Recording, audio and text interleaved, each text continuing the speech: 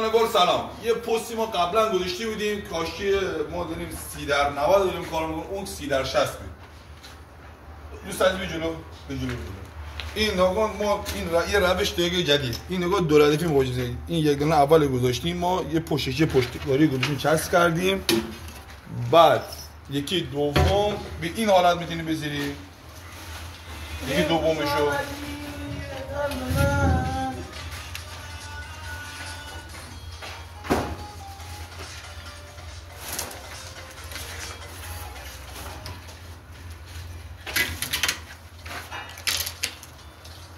این حالت، بعد یه پشتکاری چسب، یا هم که اینجوری به این حالت آماده کنی بگی خدایا بومید از تو.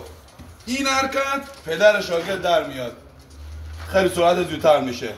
انشالله که بتونی استفاده کنی و لایک کامل هم یادت نره. دوست عزیز ممنون از حمایت گلت.